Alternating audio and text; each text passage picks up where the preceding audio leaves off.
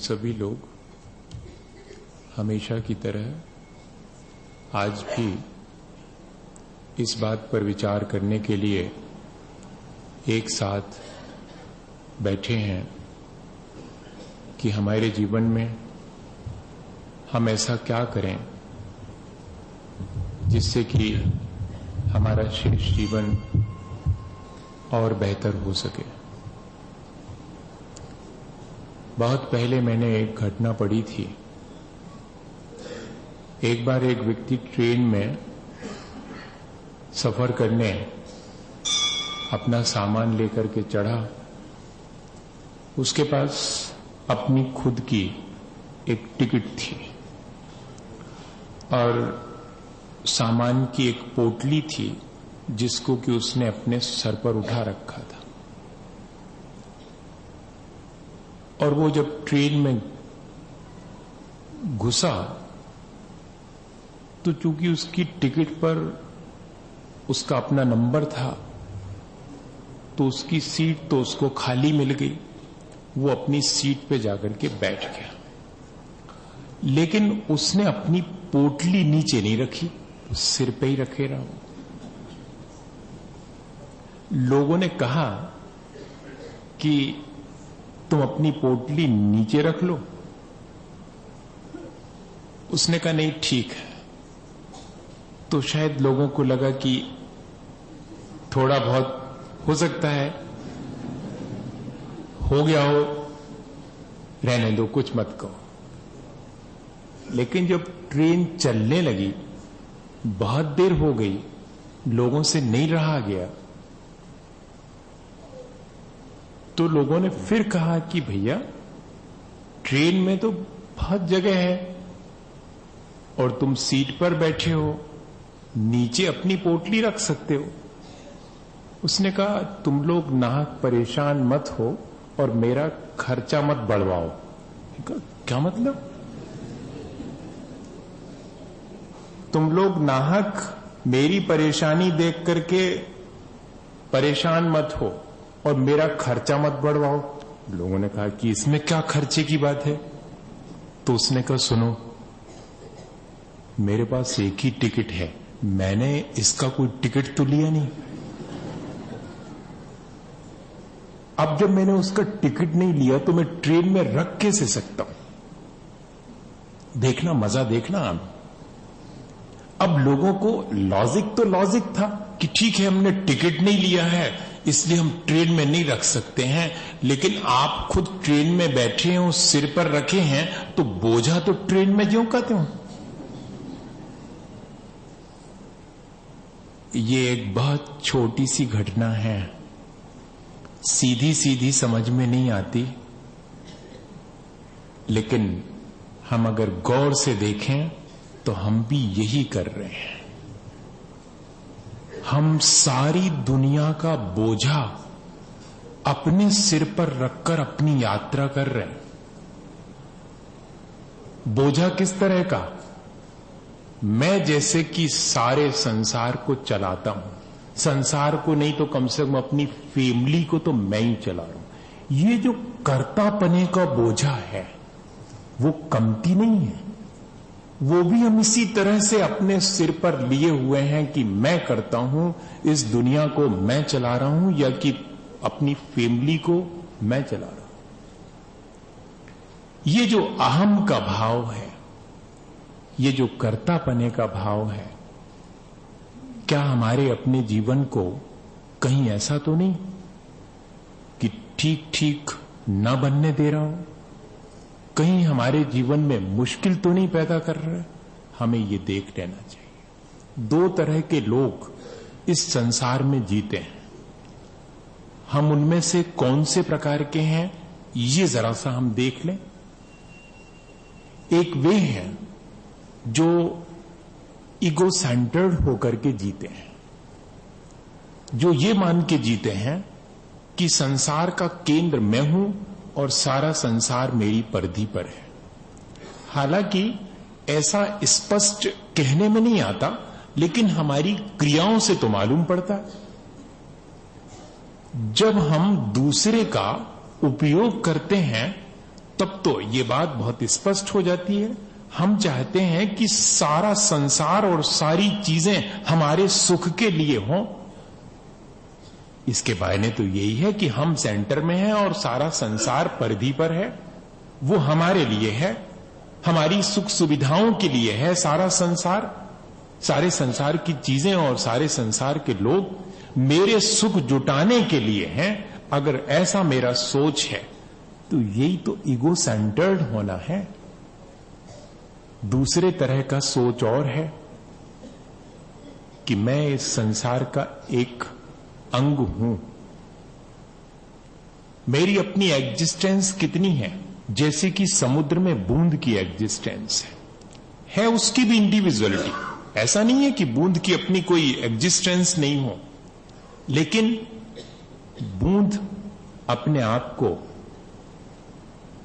ऐसा अहंकार नहीं करती है कि मैं इंडिविजुअल और अलग हूं। अगर वो ऐसा अहंकार करे तो फिर वो आइसलैंड की तरह समुद्र में पड़ी रह सकती है, लेकिन समुद्र नहीं बन सकती। बूंद अपना अस्तित्व खोकर के समुद्र में ऐसी मिक्सअप हो जाती है कि एक एक बूंद में पूरा समुद्र है। ये दूसरे ढंग का सोच है। मैं इस संसार में हूं और सबके लिए हूं, और मैं इस संसार में हूं और सब मेरे लिए हैं। बस दोनों तरह के सोच हैं। इनमें से अधिकांश लोगों का सोच, हम सब का सोच यही रहता है कि सारी चीजें, जो व्यक्ति अपने जीवन में जितनी चीजों का उपयोग करता है, मानिएगा वो इसी तरह की भावना वाला है। हम देख लें गौर से, पहनना एक जोड़ी कपड़े हैं, लेकिन हमने अगर जोड़ के 200 जोड़ी रखे हैं तो इसके मायने क्या है? वही मायने हैं। किसी और को मैं वो कैसे दे सकता हूं? मेरे लिए है। ये 200 जोड़ी का मालिक मैं हूं, और मेरा बस चले तो मैं 2000 जोड़ी, और मेरा बस चले तो मैं तो सारी दुनिया के कपड़ों का मालिक हो जाऊं और दूसरे लोगों को ये कह करके दूं कि पहनो पहनो, मेरा दिया हुआ पहनो। देख लो, आप गौर से देखो, भीतर झांक करके। ऐसे तो समझ में नहीं आता। कहीं अंतरंग में हमारे इसी तरह का भाव बैठा हुआ रहता है, सारी चीजों पर मेरी मालकियत हो।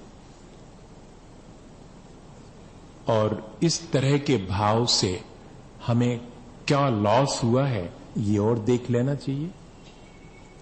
हम चाहते तो संसार में एक बूंद की तरह या वृक्ष पर एक पत्ते की तरह अपना जीवन व्यतीत कर सकते थे, लेकिन हमने अपने जीवन को सबके केंद्र में रखकर, सबको अपनी परिधि में रखकर, सबका हिसाब किताब बनाने की फिक्र में अपने जीवन को किस तरह तकलीफ में डाला है, ये किसी से छिपा हुआ नहीं है, सब जानते हैं।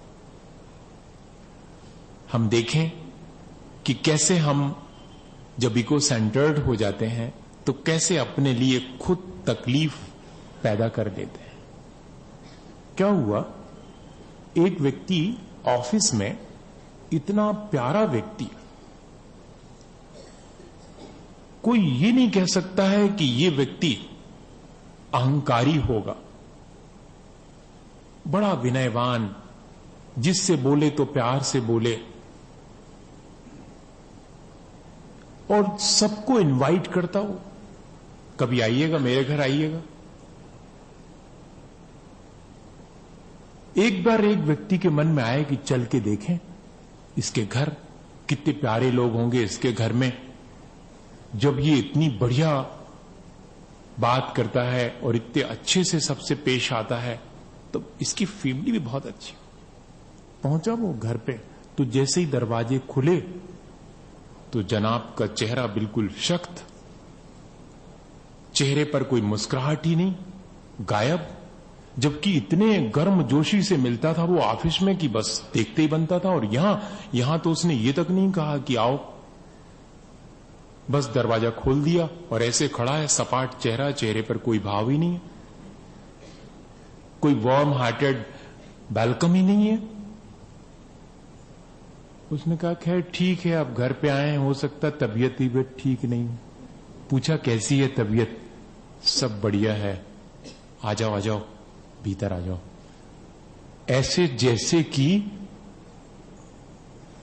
कोई बहुत मुश्किल में हो वो, जैसे अपन किसी को नहीं कहते कि चुपचाप आ जाओ, चुपचाप इधर भीतर, ऐसे उसने कहा। ऐसा हो जाता है, रिसेप्टिविटी गायब हो जाती है जहां ईगो आता है, एग्रेसिवनेस वहां आ जाती है जहां ईगो आता है। ये दो चीजें अपन देख रहे हैं और हम लोगों के भीतर यही हुआ है। हमारा इतना बड़ा लॉस हुआ है, जहां हम ईगो सेंटर हुए हैं वहां हमारी रिसेप्टिविटी खत्म हो गई है। अब हम किसी से कुछ भी ग्रहण नहीं करना चाहते, अब हम सब कुछ हैं ये मान करके संतुष्ट हैं। और ऐसा ही है उसके साथ भी यही स्थिति। भीतर ले जाता है, बिठा देता है, उतने में वो देखता है कि उसका नौकर आ रहा है। नौकर के सामने तो और ज्यादा बिल्कुल शक्त हो गया वो। अब थोड़ी देर में बेटा आया, बेटे को भी उसने हिराकत की नजर से देखा। बड़ा आश्चर्य हुआ, उसने तो ये सोच रहा था कि ये अपने बेटे से तो कम से कम प्यार करेगा, ये अपने नौकर से तो करता ही होगा। जब यहां ऑफिस में इतना बढ़िया सबसे बात करता है तो नौकर भी इसका अच्छे से वहां रहता होगा, लेकिन यहां तो कुछ और ही तमाशा है। और फिर उसने देखा कि जीवन साथी ने भीतर से आवाज दी, तब भी इसने ढंग से नहीं बोला, बड़े कठोर शब्दों में जवाब दिया। अब तो ये बहुत मुश्किल में पड़ा। इसने कहा चलना चाहिए, लगता है अपन गड़बड़ आ गए। वापिस लौटने लगा तो दरवाजे पर बाहर थोड़ी दूर 10 कदम आकर के, 10 कदम बाहर तक आकर के वो भेजने आया। तो इसको थोड़ी जान में जान आई कि लगता तो है कि कुछ है अभी बाकी। तो उसने 10 कदम आने के बाद कहा कि सुनो, तुम ऑफिस वाले जितने प्यारे व्यक्ति हो उतने घर में तो नहीं लगे, मुझे क्षमा करना। उसने कहा सुनो, ये घर का मामला है और अपन 10 कदम आगे आ गए, इसलिए मैं कह सकता हूं घर में तो ऐसे ही रहना पड़ता है। क्यों? घर में अगर मैं मुस्कुरा दूं ना, तो वो जो नौकर है मुझे मुस्कुराता देखकर कहेगा कि मालिक बहुत दिन से पगार नहीं बढ़ाई, पगार बढ़ा दो। इसलिए जरा सावधान रहना पड़ता। और अगर बेटी के सामने अगर मुस्कुरा दिया तो पॉकेट में हाथ डालेगा, जेब खर्च मांगेगा वो, इसलिए बहुत संभल के रहना पड़ता। और जीवन साथी के सामने मुस्कुरा दिया तब तो बहुत मुश्किल है, कौन सी चीज मांग बैठेंगी, कहां नहीं जा सकता। इसलिए जरा संभल के रहना पड़ता। देख रहे हैं आप, यानी हम अपने जीवन को खुद अपने हाथ से नष्ट कर रहे हैं, अपनी क्वालिटीज को, और एग्रेसिव हो रहे हैं सिर्फ काहे के लिए? अपने अहम को विस्तार देने के लिए। सब मेरे हिसाब से चले, मेरा नौकर, मेरा बेटा, मेरी जीवन साथी, सब मेरे हिसाब से, पूरे फैमिली का मैं सेंटर हूं। तब फिर मेरा अपना बिहेवियर कैसा मैंने बना लिया है? एग्रेसिव, जिसमें सिर्फ कांटे कांटे हैं, जिसमें कहीं कोई फूल नहीं है, जिसमें कहीं कोई ग्राहकता नहीं है, सिर्फ आक्रामक रुख है। हम अपने जीवन में झांक के देखें, जहां जहां हम आक्रामक हैं वहां वहां हमारा मानिएगा अहंकार है, और जहां जहां हम ग्राहक हैं, जहां जहां हम रिसेप्टिव हैं, वहां मानिएगा कि हां हम कहीं अपने जीवन में विनयवान हैं, जो कि हमारी अपनी क्वालिटी है। और यदि हम अपनी ये क्वालिटी ज्यादा डेवलप करें, रिसेप्टिविटी हमारी बढ़ती चली जाए, तो हमारी गुणवत्ता भी बढ़ती चली जाएगी। आज हम बहुत अच्छे तो होना चाहते हैं, बहुत गुणवान तो होना चाहते हैं, लेकिन हमारे गुणों को जो हमारे भीतर हैं और हमारे भीतर आ सकते हैं, उनको ढकने वाली चीज अगर हम अपने भीतर बनाए रखेंगे, जिसे हम अहंकार कहते हैं, तब तो फिर संभव ही नहीं है कि हमारे जीवन में हम वो सब चीजें जो हम चाहते हैं हमारे जीवन में हों, वो हम ला ही नहीं सकते। हम अपने जीवन में गुणों को तब ला सकते हैं जबकि हम विनयवान हो। लो प्रेशर एरिया बनता है तब रेनफॉल होता है। वर्षा कहां होती है? जहां लो प्रेशर एरिया बनता है। गर्मी बढ़ती है, हवाएं ऊपर उठना शुरू होती हैं, लो प्रेशर एरिया क्रिएट होता है, साइंस का यही कहना हो, फिर बाद में रेनफॉल होता है। और आज क्यों ये मुश्किल है हमारे साथ? ना वहां पानी है और ना भीतर गीलापन है, भीतर भी भीगापन नहीं है, भीतर भी कहीं कोई कहना चाहिए तरावट नहीं है, भीतर भी वही घटाटोप मची हुई है जो कि बाहर है। जब तक प्रेशर लो ना हो, अहंकार हमारे प्रेशर को बढ़ाता है, हमारे दबाव को बढ़ाता है, विनय हमारे प्रेशर को कम करती है। बहुत सीधा सा हिसाब। जितनी गुणवत्ता हमारे भीतर बढ़ती है वो सब अहम शून्य होने पर बढ़ती है। जितना जितना हम अहम शून्य होंगे, जितना अहम का दबाव हमारे भीतर कम होगा, उतनी गुणवत्ता बढ़ेगी, उतनी विशुद्धि बढ़ेगी। और आज ये चीज कम होती जा रही, चाहे शिक्षा के क्षेत्र में हो, चाहे धर्म के क्षेत्र में हो। जरा सी चीजों में, दोनों भौतिक उपलब्धियों में भी अहंकार बढ़ रहा है, इधर धार्मिक उपलब्धियों को लेकर के भी अहंकार बढ़ ही रहा है। जबकि होना यह चाहिए था कि हमारी स्थिति धीरे धीरे अहम शून्य होते चली जानी चाहिए। कौन व्यक्ति है जो कि अहंकार को पसंद करे? कोई पसंद नहीं करता, लेकिन कोई उसे छोड़ना भी नहीं चाहता। ऐसा लगता है कि जैसे दूसरे के सामने हम एग्रेसिव नहीं होंगे तो हम तो बहुत छोटे हो जाएंगे, हम अपना टेरर क्रिएट करके नहीं रखेंगे तो हम तो बहुत छोटे हो जाएंगे। यानी हम अपने भीतर खुद डिस्क्वालिटीज बनाते चले जाएं, इस वजह से कि हमारा अपना सिक्का चले। भैया ऐसा तो किसी का भी नहीं चला, अहंकार तो भरत चक्रवर्ती का भी नहीं चला। वृषभगिरी पर नाम लिखने गए थे, उसके पहले सैकड़ों और हजारों वहां लिखे थे, तब दूसरे का मिटा के अपना लिखना पड़ा था। ये बात सब जानते हैं, लेकिन जीवन में क्यों नहीं आ पाती ये बात? क्यों हम अपना नाम हर जगह लिखवाना चाहते हैं, अपना फोटो हर जगह लगवाना चाहते हैं? एक एक कॉलम पर अगर हमने एक जरा सा डोनेशन दिया है तो उस कॉलम पर हमारा नाम, जबकि हमारे सिवाय हमारा नाम कोई नहीं जानता। हम ही आएंगे और उस कॉलम पर अपना नाम पढ़ करके गदगद हो लेंगे, बाकी तो किसी को मालूम नहीं कि फलाने चंद्र जी कौन से होंगे। कोई ऐसे बहुत सारे लोग होते हैं एक ही नाम के, लेकिन इसके बाद भी ये बात जाती नहीं है। दूसरे का अहंकार हमें पसंद नहीं है और हम खुद अहम शून्य होना नहीं चाहते, दूसरे को अहम शून्य बनाना चाहते हैं। एक व्यक्ति दूसरे के घर पहुंचा, उसने दरवाजा खोला और कहा कि आइए, जबकि ये सोच के गया था कि मेरा तो वहां बहुत स्वागत होगा, लेकिन उन्होंने तो कुछ भी नहीं कहा।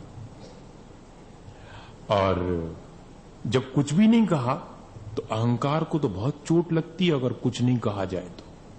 हां, तो उसने कहा कि आप मुझे पहचाने? हां, पहचान गया मैं। फिर भी ऐसा कह दिया? नहीं, मुझे लगता है कि आप मुझे ठीक से नहीं पहचाने, हम फलाने के। हां ठीक है, अब तो और मुश्किल हो गई। इतना हमने उनका तब नाम ले लिया और फिर भी आप कह रहे हैं ठीक है। और जब फिर ये कहा कि शायद आप उनको भी ठीक से नहीं जानते, जानता हूं, आप एक कुर्सी ले लीजिएगा और क्या। ऐसा कह दिया तब तो और बौखला गए वो। मैंने इतनी बातें कहने के बाद वो कह रहा है कि तो ठीक है एक कुर्सी ले लीजिएगा। तब इनको बहुत इंसल्ट फील हुई और उन्होंने कहा कि सुनो, आप मुझे ठीक से जानते नहीं हैं। थोड़े गुस्से में आके कहा कि मैं आपके घर आया हूं और आप मुझे ठीक से जानते नहीं हैं।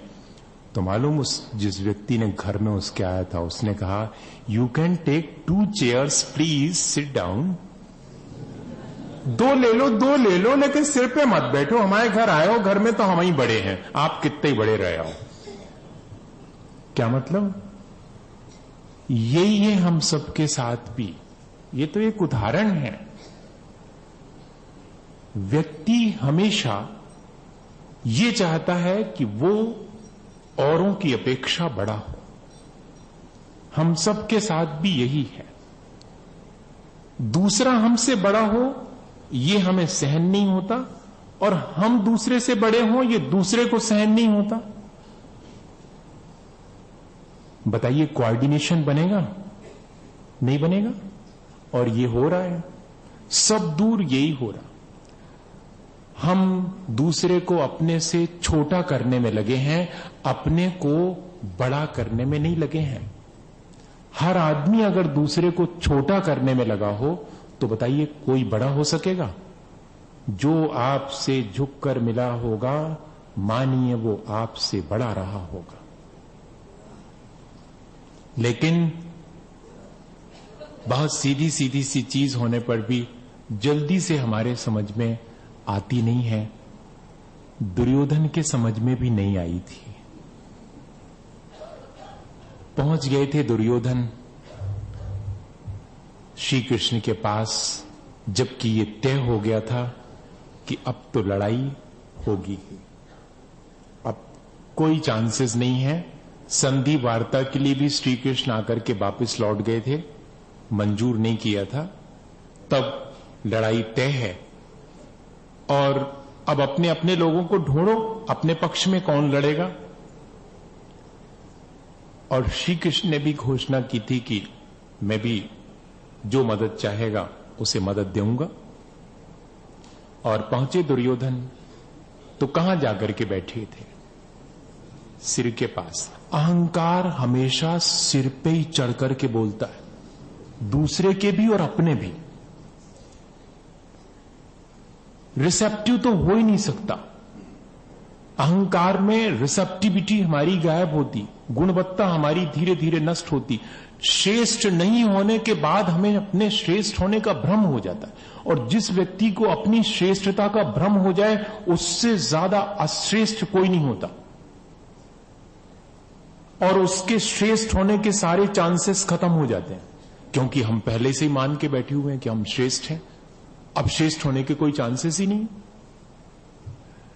दुर्योधन सिर के पास बैठे हैं, और उनके 2-5 मिनट के बाद, या समझिएगा जस्ट उनके आने के बाद कौन पहुंचा था? अर्जुन पहुंचे थे।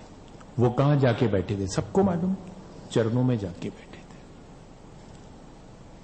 ये बहुत बड़ा प्रतीक है। भले ये घटना ठीक ऐसी घटित हुई हो ना न हुई हो, हमारे जीवन में रोज घटित होती है। रोज, वो तो किसी एक दिन घटित हुई होगी, हमारे जीवन में रोज घटित होती है। कभी किसी से भी हमें कुछ सीखना हो, जबकि सारी दुनिया से हम सीख सकते हैं। एक छोटे से बच्चे भी से सीख सकते हैं, एक छोटे से पौधे से सीख सकते हैं, उगते हुए सूरज से सीख सकते हैं। दुनिया में सीखना अगर चाहें तो सबसे सीख सकते हैं, लेकिन झुक करके ही सीखा जा सकता है, किसी के चरणों में बैठ के सीखा जा सकता है। आज वो चीज हमारे जीवन से गायब हो गई। हम चाहते हैं बहुत अच्छा होना, लेकिन अच्छे लोगों के संपर्क में हम अच्छे होंगे, और अच्छे लोगों के चरणों में बैठ के हम अच्छे होंगे। हम अपने माता पिता से भी कुछ सीख सकते हैं, लेकिन उनके चरणों में बैठ करके वो हमसे नहीं होगा। हम अपने नौकर से भी कुछ सीख सकते हैं, और ये उसके चरणों में बैठ करके उसको अपने चरणों में बिठा करके मजबूर करेंगे कुछ सिखाने के लिए, अगर उसको कुछ आता होगा तो। ऐसा ही हम सब के साथ हमेशा से हो रहा है। हमें इस पे जरूर विचार करना चाहिए। और कुछ भी नहीं कह रहा हूं मैं, कोई कमेंट नहीं कर रहा हूं। हम सब एक विचार कर रहे हैं कि कहीं हमारे भीतर अगर इस तरह की चीज आ गई है, आ तो गई है, उसे हमें निकाल देना चाहिए। हमें अपने भीतर थोड़े से झुकने की आदत डालनी चाहिए, और झुकने की आदत हम डाल सकते हैं कब? जबकि हमें ये महसूस होने लगे कि हमारे अपने जीने में बहुत सारे लोगों का हाथ है। हम हमेशा थैंक्सफुल रहें उन सब के लिए जिनका कि हाथ हमारे जीने में है। ये जो सांस हम ले रहे हैं, उस सांस के लेने में भी बहुत लोगों का हाथ है। मुझे हमेशा मालूम लगता है जिन्होंने ये बनाया होगा, जिसके नीचे बैठकर हम शांति से धर्म ध्यान कर रहे हैं, कभी उनको धन्यवाद देने का, कभी उनके उपकार मानने का हमारे मन में भाव आया? कभी नहीं आता। हमें सुबह से शाम तक कितने लोग जीने में मदद करते हैं, कितना उनका उपकार है, कभी इसका ध्यान ही नहीं आता। हमने किस पर कितने उपकार किए। पतंग उड़ाने के लिए छोटी सी मुड़ेर पर दौड़ता था और कुछ नहीं होता था मुझे, मेरी छाती में बिल्कुल धक धक नहीं होती थी धक धक वहां नीचे बैठी हुई मां जो दाना बीनती रहती थी, चावल। ए भैया नीचे उतर आओ, मानते नहीं हो तो हमारी, कहीं गिर जाओगे। कभी याद आता है? कभी याद नहीं आता। अब तो हमारे पास हमारे अपने जो हमने जोड़ के रखे हैं और जिनके बीच में मैं अपने अहम से केंद्र बन के बैठा हूं, वही सब दिखाई देता है। मेरे माता पिता भी मेरे अहंकार के केंद्र की परिधि में हैं। देख लो, गौर से देख लो, सब सारा संसार जब से मैं बड़ा हुआ हूं तब से मैंने यही सोचना शुरू किया है, सब मेरे अनुसार चलो। अब आपके दिन लद गए, वहां बैठ जाओ कोने में, जो खाने दे दूं खा लो, पहनने दे दूं पहन लो। साहब हो गया, बेटा साहब हो गया। बेटा अब बेटा नहीं रहा। बहुत मुश्किल है। क्या इस तरह हम अपने जीवन को अच्छा बना पाएंगे? लगता है आपको? मुझे तो कई बार बहुत निराशा होने लगती कि मैं क्या कहूं, किस तरह अपन बैठ करके इन बातों पर विचार करें। क्या होगा इस तरह विचार करने से? क्योंकि जीवन में तो वो सारी चीजें इतनी अधिक आ चुकी हैं जिनसे कि हमने खुद अपने जीवन को पतित कर लिया है। अब ऐसी स्थिति में हम कैसे अपने जीवन का उत्थान करेंगे, कैसे अपने जीवन को ऊंचा उठाएंगे? अगर यही हमारी स्थिति रही तो धीरे धीरे ये तो हमारे गिरने के लक्षण है। लेकिन क्या करें, फिर भी एक आशा की किरण भीतर कभी कभी डोल जाती है कि शायद हो सकता है कि हम अपने को इंप्रूव कर सकें, अपना उत्थान कर सकें, इस अहंकार से बच सकें, थैंक्सफुल हो सकें, दूसरे के उपकार के प्रति कृतज्ञ हो सकें, हमारे भीतर थोड़ी सी विनय जो कि हमारी अपनी क्वालिटी है वो आ सके। बच्चन ने लिखा कि मैंने तो बड़े की परिभाषा वो ही बना ली है कि जिसके पास पहुंचकर के मैं कभी अपने को छोटा महसूस नहीं करता। आज तो जिसके पास पहुंचो ऐसा लगने लगता है कि जैसे मेरा कद छोटा हो गया। जिससे मिलो उसके सामने पहुंच करके ऐसा लगता है जैसे मेरा कद छोटा हो गया। तब फिर लगता है कि कोई बड़ा नहीं है, बड़े तो सिर्फ भगवान हैं जिनके पास पहुंच करके कद बड़ा हो जाता है। ये ललक भीतर आ जाती है कि ये सिर्फ एक व्यक्ति है जो ये कहता है कि मेरे जैसे हो सकते हो, तुम मेरे मातहत रहो, ये नहीं कहता। यहां तो सारी दुनिया जिसके पास पहुंचो वो कहती है कि मेरे मातहत होके रहो, मेरे जैसे तुम हो कैसे सकते हो? जब नेपोलियन बोनापार्ट अपनी सेना के बीच में बहुत स्टूडियस था, उसने अपनी बहुत बड़ी लाइब्रेरी बना के रखी थी और उस लाइब्रेरी में से उसको एक बहुत ऊंची जगह पर रखी हुई किताब चाहिए थी। तो वो नहीं पा रहा था, तो उसका एक जो ऊंचा सैनिक था उसने कहा कि I am only higher in your army, मैं हूं सिर्फ ऊंचा तुम्हारी आर्मी में, मैं मदद करूं? तो मदद तो दूर की बात, नेपोलियन ने कहा कि you are only longer in my army not higher, तुम सिर्फ लंबे हो ये कहो, ऊंचे नहीं, ऊंचा तो मैं हूं। इस मानसिकता से क्या मालूम पड़ता है, हम सबके साथ भी यही मानसिकता जुड़ गई है। जब भी कोई हमारे निकट आता है, क्या वो हमारे निकट आके ये फील कर पाता है कि मैं भी बड़ा हो गया हूं? हम व्यक्ति के साथ इस तरह व्यवहार करें कि उसका कद छोटा ना हो, बल्कि उसका सम्मान और अधिक बढ़ने लगे, अहंकार बढ़ने लगे, ये नहीं कह रहा हूं। ऐसा नेचर हम अपने भीतर डेवलप कर सकते हैं क्या? कर सकते हैं। सिर्फ एक ही चीज अगर हमारे भीतर आ जाए, कृतज्ञता का भाव हमारे भीतर आ जाए, यदि हम दूसरों के दिन भर के उपकारों को ध्यान में लाना शुरू कर दें। वैसे तो जीवन में बहुत सारे ऐसे नियम हैं जिनको हम अपने जीवन में शामिल कर लें तो हमारा जीवन बहुत ऊंचा हो सकता, लेकिन एक ही नियम अपने जीवन में शामिल कर लें, और बहुत से नियम आपने लिए होंगे। आज एक छोटा सा नियम कि सुबह उठेंगे और याद करेंगे कि सूरज ने मुझे रोशनी दी है, कितना उपकार, धन्यवाद। क्या कभी धन्यवाद देने के लिए ऐसा मन बनेगा? सुबह से आंख खुल गई, धन्यवाद।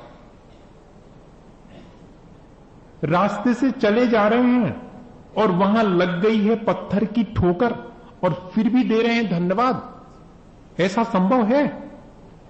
यहां तो दूसरा कोई उपकार करता है तब भी धन्यवाद देने का नहीं मन होता, और एक व्यक्ति है जिसको कि ठोकर लग जाने के बाद भी उसके मुंह से निकलता धन्यवाद, ईश्वर को ऊपर हाथ जोड़ करके कहता कि धन्यवाद। वहां कोई बैठा नहीं है लेकिन हमको तो धन्यवाद देना है।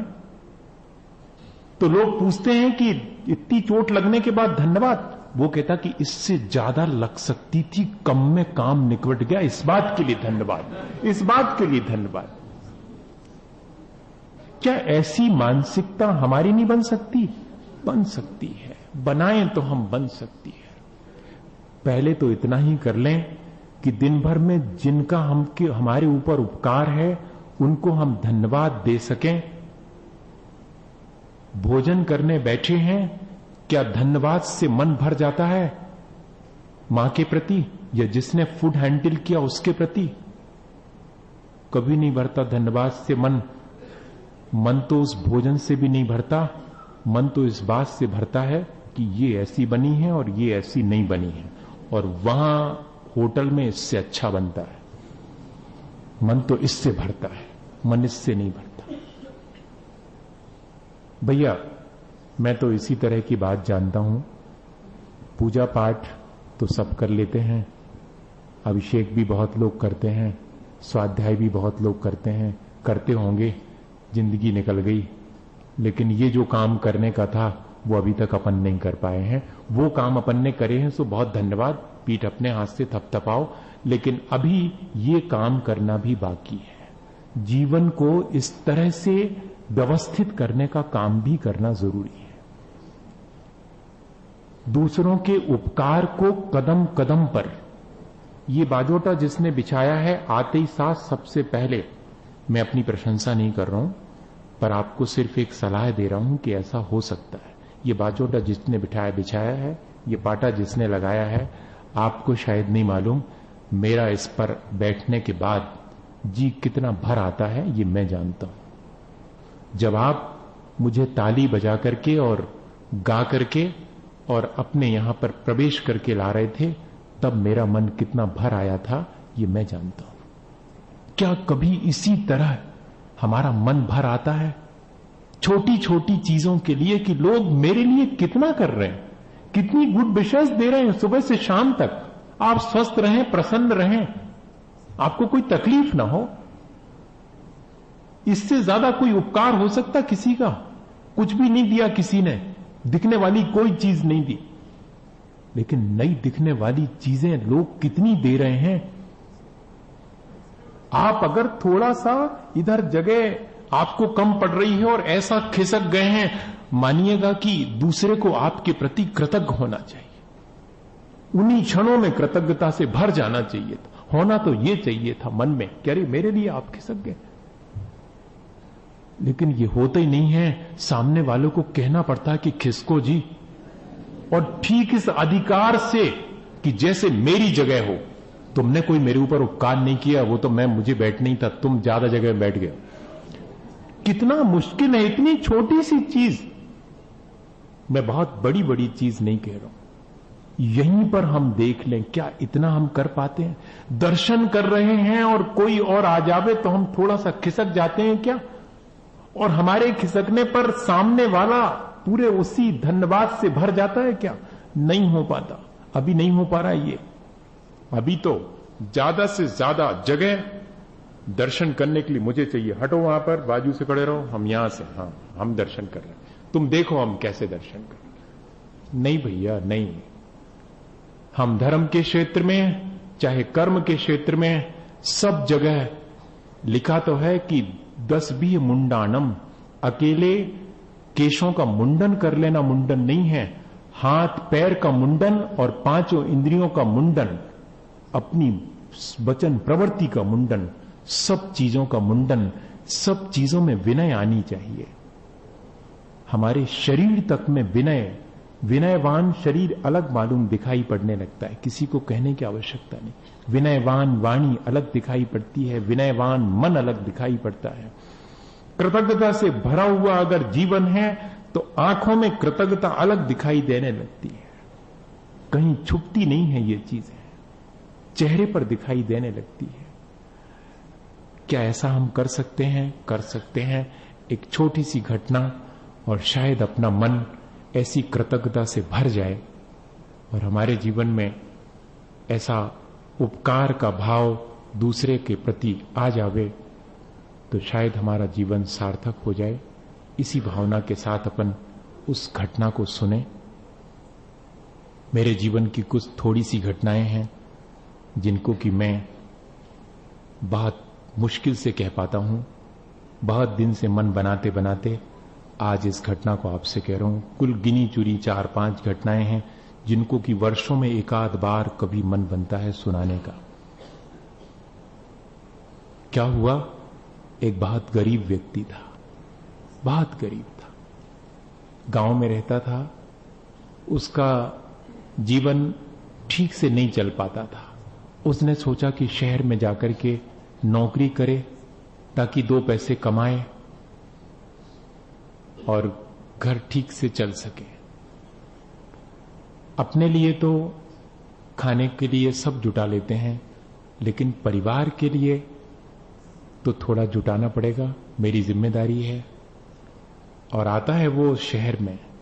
उसने शहर पहली बार देखा है, उसने शहर के लोग पहली बार देखे। एक सेठ की दुकान के सामने खड़ा होकर के सेठ से कहता है कि सेठ जी कोई काम मिलेगा क्या? भीख नहीं मांगी उसने, भीख मांग सकता था वो। सेठ जी तो उसको यही सोच करके बहुत हिराकत से देख रहे थे कि शायद भीख मांगेगा, लेकिन उसने काम मांगा। और सेठ जी से अगर कोई काम मांगे तो मालूम सेठ जी का मन क्या होता है? इससे झाड़ू लगवाऊं, झाड़ू। हां, होता तो है, भले कोई कहे नहीं।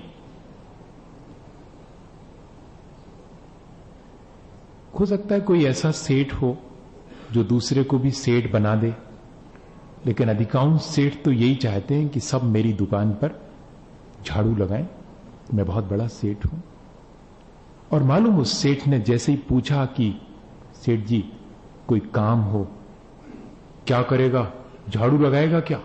ऐसे ही पूछ लिया तो उसने कहा कि हुजूर यदि वो काम भी मिलेगा तो वो भी कर लूंगा, झाड़ू लगाने का काम भी कर लूंगा।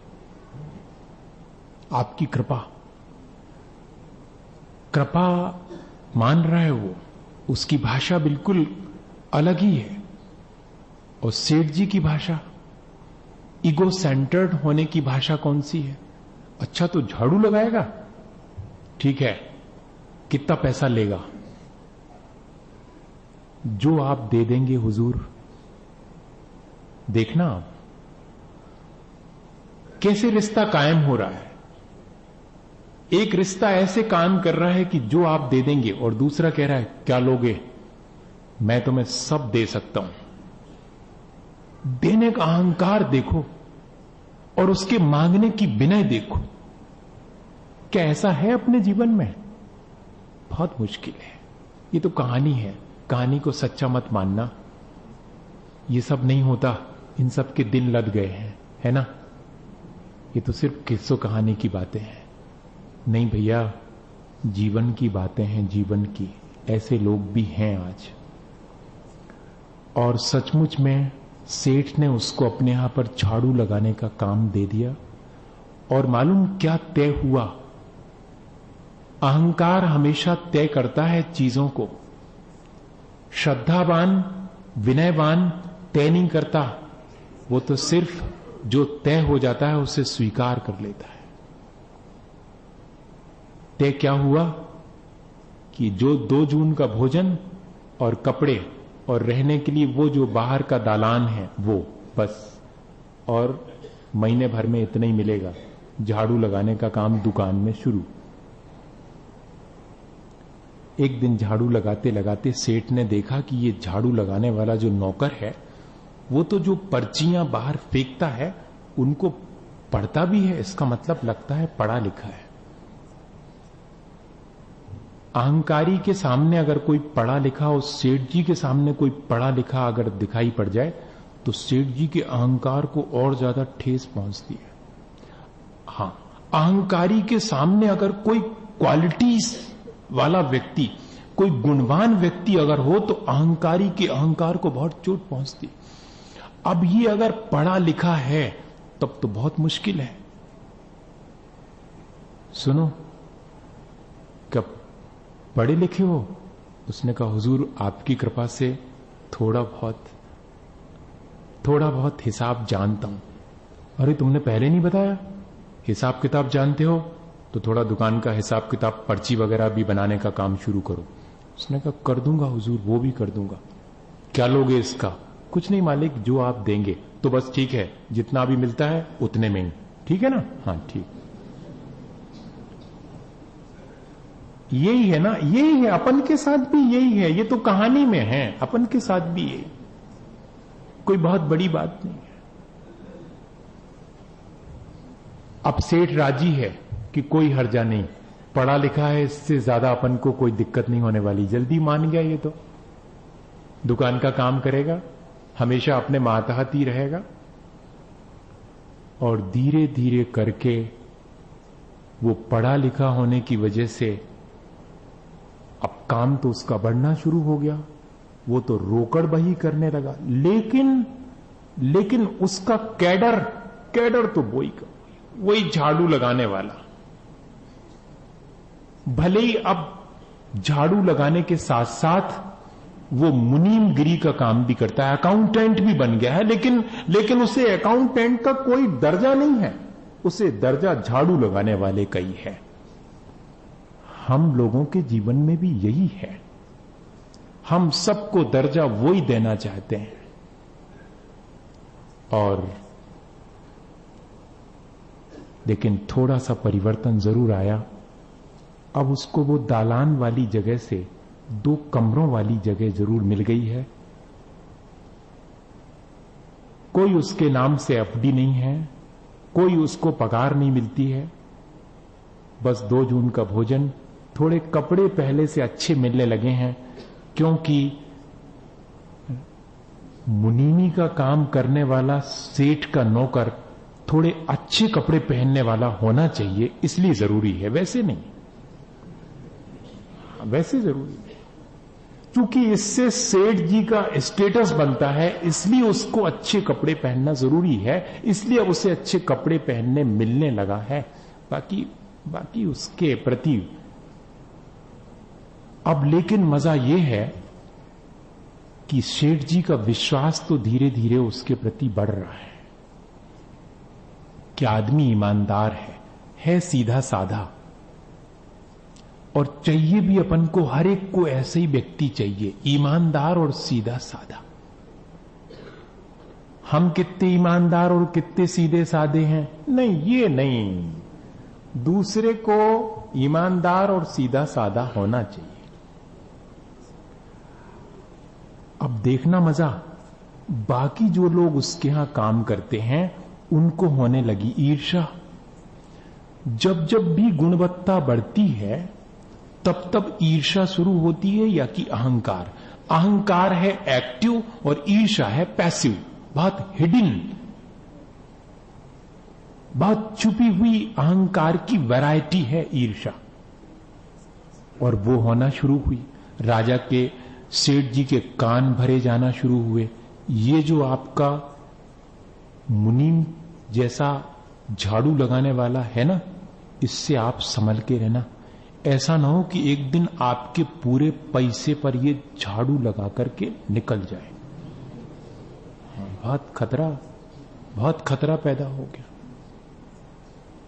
गुणवान व्यक्ति अगर अपने पास आ जावे तो अपन को अब खतरा मालूम पड़ने लगता। देखो तो बुद्धू सुद्धू सा हो चलेगा, क्योंकि उसके सामने अपना काम आसानी से, उसको अपन चीट कर सकते हैं, उसको बुद्धू बना सकते हैं। अब उसको तो कुछ भी नहीं मालूम, वो तो फिर भी अपने सेठ जी के प्रति बहुत कृतज्ञ है, सेठ जी को बहुत उपकारी मानता है अपना, कि उनकी वजह से आज मैं इस स्थिति में हूं कि जरा ठीक से भोजन कर पाता हूं, अपने बच्चों को कुछ थोड़ा बहुत भेज पाता हूं। और एक दिन जब सेठ जी का विश्वास, सैकड़ों बार कोई किसी के बारे में झूठी बात कहे तो एक आध बार तो विश्वास होने ही लगता है। 100 बार अगर किसी बात को, झूठी बात को कहा जाए तो एक बार वो सच्ची मालूम पड़ने लगती। और सेठ जी को लगा कि हो ना हो, ये हमारे पैसे को कहीं ना कहीं से इतना राजी क्यों है, इतने कम पर इतना राजी क्यों? अगर कोई दहेज नहीं मांगे अगर लड़का, तो लड़की वाले को लगने लगता कि इतनी जल्दी राजी क्यों है, कोई ना कोई खोट जरूर है। बड़ा मुश्किल है, बड़ा मुश्किल है।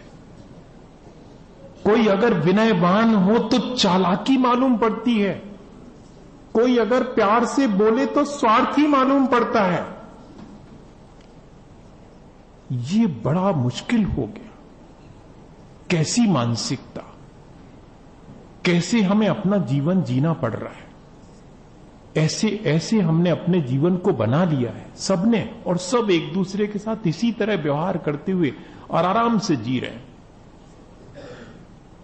धर्मात्मा मानने वाले अपने को धर्मात्मा मान रहे हैं, वैज्ञानिक अपने को वैज्ञानिक मान रहे हैं, सब अपने को बहुत ऊंचा मान रहे हैं, लेकिन जी उसी स्तर पर रहे हैं जिसकी अपन यहां बात कर रहे हैं। वही स्तर है, वही घटिया स्तर है, लेकिन लेवल बहुत सुंदर सुंदर लगे सबके ऊपर। अब क्या हुआ कि लोगों ने धीरे से जाके कहा कि सुनो, 2 कमरे आपने व्यर्थ में दे रखे हैं।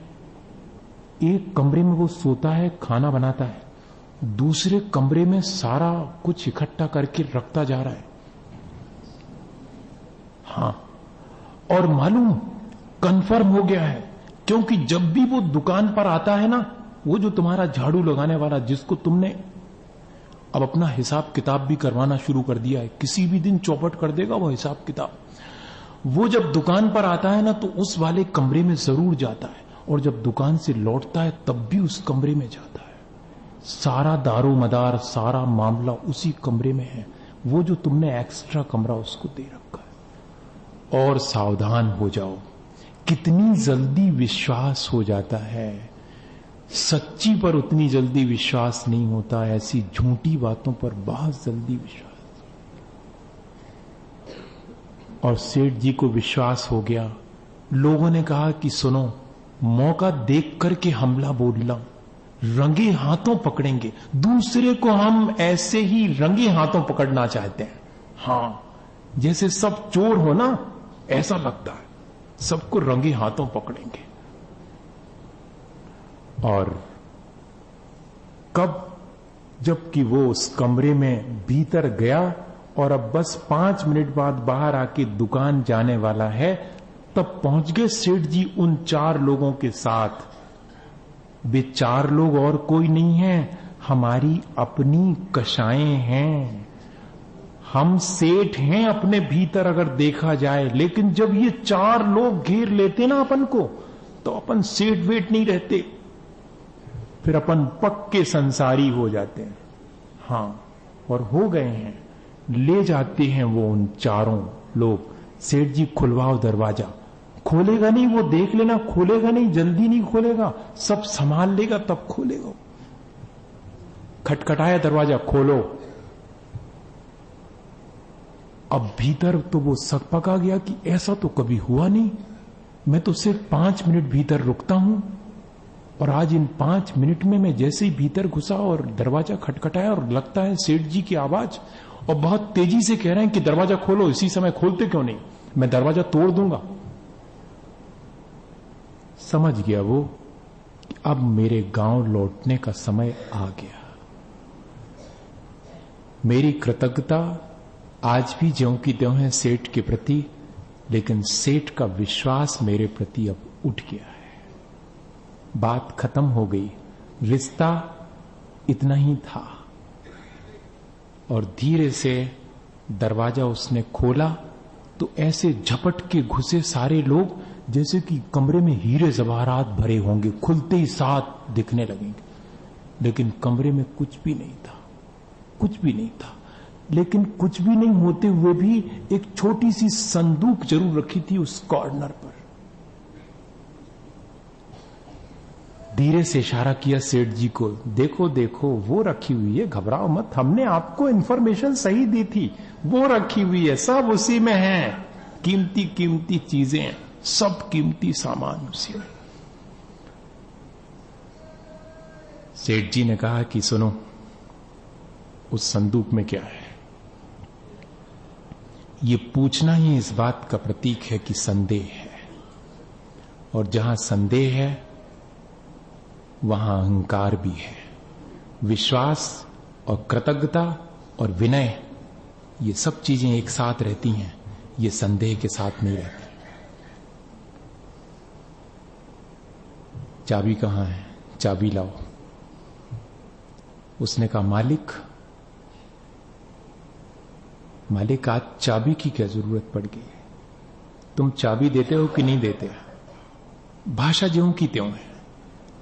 अहंकारी की भाषा अलग है, विनयवान की भाषा अलग है। वो मालिक कह रहा है और ये दुत्कारता जा रहा है। वो हाथ जोड़ता है कि मालिक चाबी भर मत मंगाओ, और कम से कम उस संदूक की। तब तो संदेह और बढ़ जाता है। चाबी देते हो कि नहीं? मालिक चाबी ही क्या, मेरा पूरा जीवन आपको देता हूं, लेकिन संदूक मत खोलो। संदूक अगर आप खोल लेंगे तो फिर मैं आपके यहां से विदा ले लूंगा। आपका मेरे ऊपर बहुत उपकार है। लेकिन ये बात तो और ज्यादा संदेह बढ़ाने वाली थी। ये बात सामने वाले की विनय प्रकट करने वाली नहीं लग रही थी, सामने वाले पर विश्वास करने वाली बात नहीं लग रही थी। और सेठ ने जब संदूक खोला तो सोचा तो ये था कि निकलेंगे हीरे जवाहरात, लेकिन निकला क्या था? एक फटा पुराना अंगरखा, एक फटी पुरानी धोती और एक फटी सी पगड़ी। 3 चीजें इसमें थी।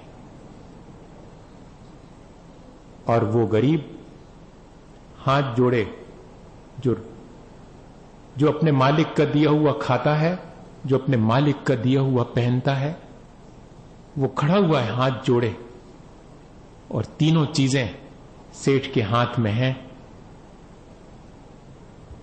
ये क्या है? मालिक, ये मेरी बहुत बड़ी संपत्ति है। जब जब भी आपकी दुकान पर जाता हूं और दुकान से वापस लौट के आता हूं, तब तब एक बार इन तीनों चीजों को टटोल के जरूर देखता हूं, क्योंकि ये तीनों चीजों पहन करके मैं आपके यहां आया था, और वहां से आपकी कृपा से इतने ऊपर पहुंच गया हूं। कहीं मुझे इस बात का अहंकार ना आ जाए, इसलिए मैं इन तीनों चीजों को संभाल के रखे हूं। मेरी अपनी औकात तो इतनी ही है, बाकी सब आपका दिया हुआ है, मेरा अपना कुछ भी नहीं है। काश ऐसा ही अपने जीवन में, अपने मन में आता कि जो कुछ भी यहां हमने पाया है वो लोगों की कृपा से पाया है, उनके उपकार से पाया है। हम तो क्या लेके आए थे, दोनों मुट्ठियां बांधे थे, बोलते तक नहीं बनता था, अपना काम अपने हाथ से करते नहीं बनता था,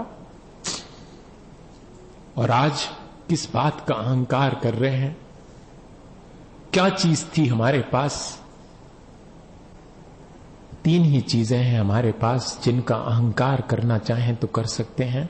सच्चे देव गुरु शास्त्र की शरण लेके आए थे, उस फैमिली में पैदा हुए थे जिसमें कि सच्चे देव गुरु शास्त्र की शरण मिली थी, और भूल गए हम उस फैमिली का उपकार, भूल गए जिसमें कि हमें ये संस्कार मिले थे। तीन ही चीजें मिली थी, सच्चे देव गुरु शास्त्र, और उनने हमेशा हमें अहंकारी होना नहीं सिखाया, विनयवान होना सिखाया। काश वे तीन चीजें हमेशा हमें याद में बनी रहती कि विरासत में ये मिली हैं। क्या हमने अपनी इस विरासत को आज भी बचा करके रखा है? अगर ये तीन चीजें, इनके प्रति विनय, इनके प्रति श्रद्धा, इनके प्रति कृतज्ञता हमारी बनी रही तो हमारा जीवन जरूर से ऊंचा उठेगा। कोई वजह नहीं है कि ऊंचा न उठे। इसी भावना के साथ कि हम सब अपने जीवन में इस विनय को, इस श्रद्धा को, इस कृतज्ञता को और इस उपकार की भावना को हमेशा बनाए रखें ताकि अपना जीवन ऊंचा उठ सके। आज एक साथ बैठ करके फिर इसी भावना से नमोकार करते हैं कि हमारा जीवन अच्छा बने।